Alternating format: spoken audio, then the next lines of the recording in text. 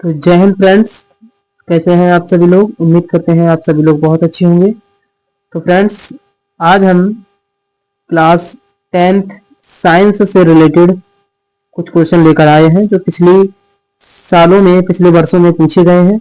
और ये क्वेश्चन जो है 2026 के लिए बहुत ही इंपॉर्टेंट होंगे। आज हम जो क्वेश्चन लेकर आए हैं इंपॉर्टेंट, वो लेकर आए हैं पार्ट 1 के, यानी कि चैप्टर 1 के। ठीक है, जो हमारी रासायनिक अभिक्रियाएं हैं। ठीक है, तो चलिए क्लास को स्टार्ट करते हैं देरी ना करते हुए। और अगर क्लास आपको पसंद आती है तो क्लास को लाइक कर लेना और शेयर कर देना। ठीक है, और हमारे साथ रिवीजन करने के लिए हमारे चैनल को सब्सक्राइब कर लीजिए। तो चलिए क्लास को स्टार्ट करते हैं। तो चैप्टर फर्स्ट रहेगा हमारा रासायनिक अभिक्रियाएं एवं समीकरण। ठीक है, तो आज हम इस टॉपिक से रिलेटेड कुछ क्वेश्चन करने वाले हैं जो सभी कैसे हैं, PYQ हैं। ठीक है, इसलिए ये बोर्ड परीक्षा में पूछे गए हैं। ठीक है, तो ये बोर्ड परीक्षा के लिए अति महत्वपूर्ण प्रश्न होंगे आपके लिए। यकीन मानिए इससे ज्यादातर क्वेश्चन आपको फंसने की उम्मीद मिलेगी। ठीक है, चलिए तो स्टार्ट करते हैं पहले क्वेश्चन के साथ। तो क्वेश्चन नंबर 1 है कि रासायनिक अभिक्रिया क्या होती है, एक उदाहरण दीजिए। आपको बताना है, पहला क्वेश्चन है कि रासायनिक अभिक्रिया क्या होती है, एक उदाहरण के साथ बताना है। ठीक है, तो उत्तर हमें देखना है कि जब एक या अधिक पदार्थ आपस में क्रिया करके एक नया पदार्थ बनाते हैं तो उसे रासायनिक अभिक्रिया कहते हैं। ठीक है, तो आपको पता होना चाहिए कि केमिकल रिएक्शन किसे कहते हैं।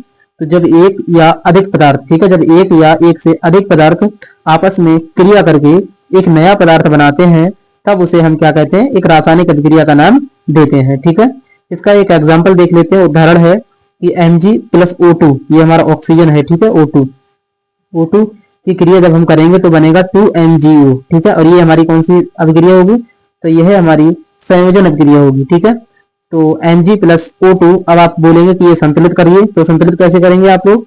यहाँ पर जैसे ऑक्सीजन के 2 पहले से हैं तो यहाँ पर Mg के 2 और लगा देंगे, तो 2Mg प्लस ऑक्सीजन के 2 अणु ले लेंगे, उसके बाद में हम 2MgO बना देंगे। ठीक है, तो उम्मीद करते हैं गाइस प्रश्न आपको बहुत ही अच्छा लगा होगा और इसी तरीके के प्रश्न हम आगे करने वाले हैं। ठीक है, ऐसे ही। तो अगला क्वेश्चन है क्वेश्चन नंबर 2 कि जब लौह यानी कि जिसे हम Fe कहते हैं, जिसे हम आयरन कहते हैं, को ताम्र सल्फेट मतलब होता है कॉपर सल्फेट, ठीक है, जिसका सूत्र होता है CuSO4 के विलयन में डालते हैं। ठीक है, जब हम क्या करते हैं, लोहा ही आयरन जिसे कहते हैं, जब हम लोहे को ताम्र सल्फेट के विलयन में डालते हैं तो क्या होता है। तो आपको बता दें कि जब हम लौह तांबे को विस्थापित कर देता है, इसमें क्या होता है, जो लौह होता है, जो लौह क्योंकि इसकी ये ज्यादा क्रियाशील होता है इसीलिए ये तांबे को विस्थापित कर देता है और स्वयं उसकी जगह ले लेता है। ठीक है, जैसे इसकी रिएक्शन को देखें तो Fe प्लस CuSO4 यानी कि ये आयरन है प्लस कॉपर सल्फेट है। ठीक है, उसके बाद जब ये क्रिया करेंगे तो इस कॉपर को यहाँ से विस्थापित कर देगा, अलग निकाल देगा, क्योंकि ये कम क्रियाशील है लोहे के अपेक्षा। ठीक है, और लोहा यहाँ पर खुद बैठ जाएगा, तो यहाँ पर हो जाएगा FeSO4। ठीक है, यहाँ इसे हम बोलेंगे आयरन सल्फेट। ठीक है, या हम फेरिक सल्फेट भी बोल सकते हैं। ठीक है, तो उम्मीद करते हैं आपको क्लास अच्छी लग रही होगी। और इस अभिक्रिया को क्या नाम देंगे, तो इस क्रिया को हम प्रतिस्थापित क्रिया बोलेंगे। ठीक है, प्रतिस्थापन अभिक्रिया। ठीक है, चलिए अगला क्वेश्चन रहेगा क्वेश्चन नंबर 3 कि किसी रासायनिक समीकरण का संतुलन क्यों आवश्यक होता है। यानी किसी रासायनिक समीकरण यानी कि कोई भी ये केमिकल रिएक्शन हो, उसका संतुलन मतलब है बैलेंसिंग क्यों आवश्यक होती है, उसकी बैलेंसिंग करना क्यों आवश्यक होता है। तो उत्तर हम देखते हैं कि ताकि द्रव्यमान संरक्षण के सिद्धांत यानी law of conservation of mass का पालन हो सके। ठीक है, इसीलिए हम करते हैं, ताकि द्रव्यमान के संरक्षण के सिद्धांत का पालन हो सके, इसीलिए हम क्या करते हैं, रासायनिक समीकरण को संतुलित करते हैं। ठीक है, ठीक है, क्योंकि अभिक्रिया के पहले और बाद में कुल द्रव्यमान समान रहना चाहिए। ठीक है, यानी कि अभिक्रिया के पहले जिसे हम अभिकारक बोलते हैं और अभिक्रिया के बाद जिसे हम उत्पाद बोलते हैं, इन दोनों की जो लगभग द्रव्यमान होना चाहिए वो बराबर होना चाहिए, इक्वल होना चाहिए। ठीक है, चलिए गाइस आगे बढ़ते हैं अगले क्वेश्चन पर। गाइस यकीन मानिए क्लास आपको बहुत ही हेल्पफुल होने वाली है, इसीलिए वीडियो को ज्यादा से ज्यादा शेयर करिए। ठीक है, अपने भाइयों में, अपने यार दोस्तों में। तो अगला क्वेश्चन है कि चूने के पानी में कार्बन डाइऑक्साइड प्रवाहित करने पर क्या होता है। जब हम चूने के पानी में कार्बन डाइऑक्साइड प्रवाहित करते हैं तो क्या होता है। तो इसका आंसर रहेगा कि चूने का पानी, जिसे हम कैल्शियम हाइड्रोक्साइड बोलते हैं, वो दूधिया सफेद हो जाता है। ठीक है, तो जब हम कैल्शियम हाइड्रोक्साइड का रंग कैसा हो जाता है, दूधिया सफेद हो जाता है, क्योंकि कैल्शियम कार्बोनेट बनता है, क्योंकि इसमें क्या बनता है, कैल्शियम कार्बोनेट बनता है, यानी कि CaCO3 बनता है, CaCO3 बनता है। ठीक है, चलिए तो इसकी अभिक्रिया देख लेते हैं कि देखो ये है हमारा चूने के पानी, ये है हमारा चूने का पानी। ठीक है, कैल्शियम हाइड्रोक्साइड प्लस इसमें कार्बन डाइऑक्साइड की क्रिया करा दी। ठीक है, इसमें कार्बन डाइऑक्साइड की जब क्रिया करा देते हैं तो उसके बाद में देखिए कैल्शियम कार्बोनेट ये अलग निकल जाता है, यानी कि ये CaCO3 अलग निकल गया।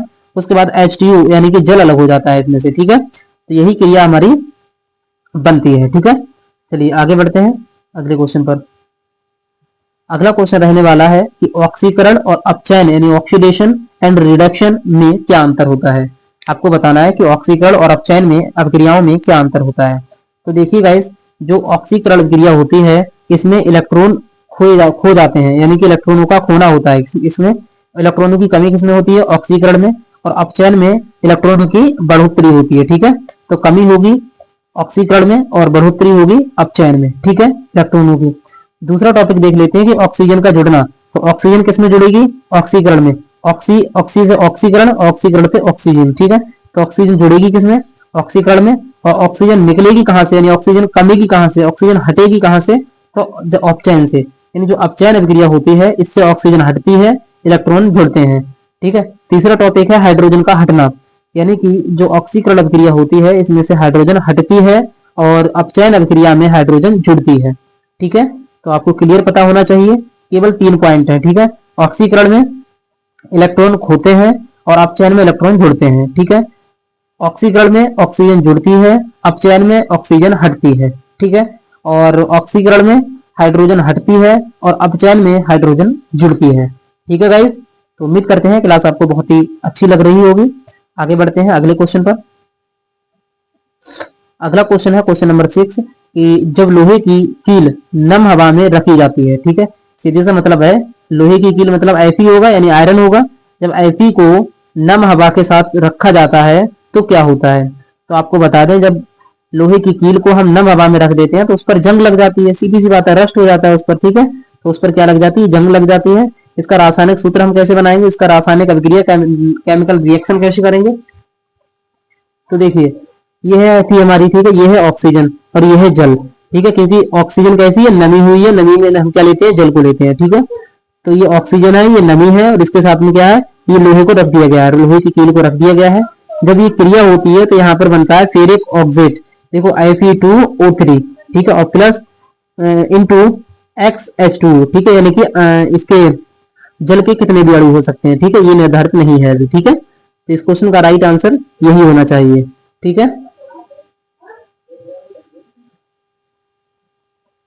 चलिए अगला क्वेश्चन है क्वेश्चन नंबर 7 कि ऊष्माक्षेपी अभिक्रिया को समझाइए। यानी जो ऊष्माक्षेपी अभिक्रिया है तो आपको बताना है ऊष्माक्षेपी अभिक्रिया कौन सी होती है।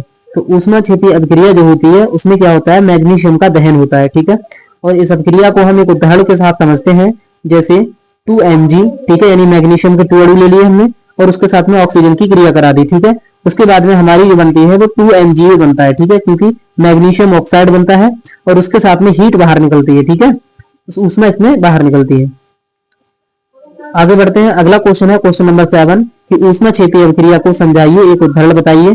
यानी कि यही रिपीटेड क्वेश्चन है, मैग्नीशियम का दहन होता है और 2Mg ऑक्सीजन के साथ क्रिया करता है तो मैग्नीशियम ऑक्साइड निकलता है और हीट निकलती है। ठीक है, चलिए क्वेश्चन नंबर 8 है कि द्विविस्थापन अभिक्रिया, जैसे हम डबल डिस्प्लेसमेंट अभिक्रिया कहते हैं, उसका एक उदाहरण के माध्यम से समझाइए। ठीक है, इसका उदाहरण क्या होता है, देखिए Na2SO4, यानी कि हम सोडियम सल्फेट की क्रिया किससे करते हैं, ये BaCl2 से करते हैं। ठीक है, बेरिलियम क्लोराइड से करते हैं, तब हमारा क्या बनता है कि BaSO4 बन जाता है, यानी कि बेरिलियम सल्फेट बन जाता है और उसके साथ में 2NaCl बाहर निकल जाता है। ठीक है, यानी कि नमक के 2 अणु बन जाते हैं और BaSO4 यानी कि बेरिलियम सल्फेट बन जाता है। ठीक है, ये हमारी कौन सी होती है, ये हमारी प्रतिस्थापन अभिक्रिया होती है। ठीक है, आगे बढ़ते हैं, लाल भूरे रंग का गैस कौन सी अभिक्रिया से उत्पन्न होती है।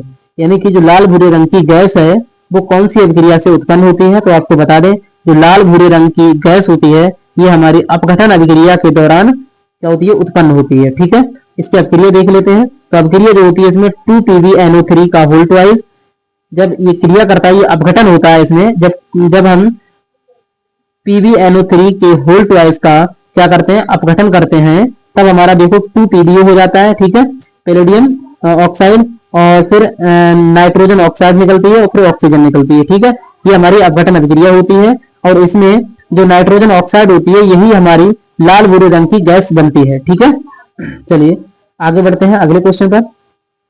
अगला क्वेश्चन है क्वेश्चन नंबर 10 कि एक्सोथर्मिक और एंडोथर्मिक अभिक्रियाओं में क्या अंतर होता है। तो एक्सोथर्मिक अभिक्रिया क्या होती है, तो एक्सोथर्मिक अभिक्रिया में ऊष्मा निकलती है, और एंडोथर्मिक अभिक्रिया में ऊष्मा अवशोषित होती है। ठीक है, एंडोथर्मिक में ऊष्मा अवशोषित होती है, और एक्सोथर्मिक में ऊष्मा निकलती है, बाहर निकलती है। ठीक है, उदाहरण देख लेते हैं एक्सोथर्मिक का। तो मैग्नीशियम की क्रिया करा दी हमने ऑक्सीजन के साथ में, तब मैग्नीशियम ऑक्साइड बन गया, और इसके साथ में हीट निकल गई। ठीक है, अब देख लेते हैं हम एंडोथर्मिक का एक उदाहरण। जैसे नाइट्रोजन की क्रिया हमने ऑक्सीजन के साथ करा दी, तब हमारा 2 नाइट्रोजन ऑक्साइड बन गया, और हीट अब्सॉर्ब हो गई। ठीक है, यानी कि हीट का अवशोषण हो गया। ठीक है गाइस, तो इस तरीके से हमने क्लास 10 साइंस के टॉप 10 क्वेश्चन कम से कम कंप्लीट कर लिए हैं, और ये चैप्टर 1 के क्वेश्चन थे, और इसके अलावा आपको इससे इंपॉर्टेंट क्वेश्चन नहीं मिलने वाला है। ठीक है, तो गाइस इन क्वेश्चन को अच्छे से तैयार करिए, और कमेंट में बताइए कि अगली वीडियो आपको कौन से चैप्टर से रिलेटेड चाहिए। ठीक है, तो अगर क्लास आपको पसंद आती है तो क्लास को लाइक कर लेना और शेयर कर देना। ठीक है, और इसी तरीके से जुड़ने के लिए हमारे चैनल को सब्सक्राइब कर लीजिए। ठीक है, तो आज के लिए इतना ही, धन्यवाद।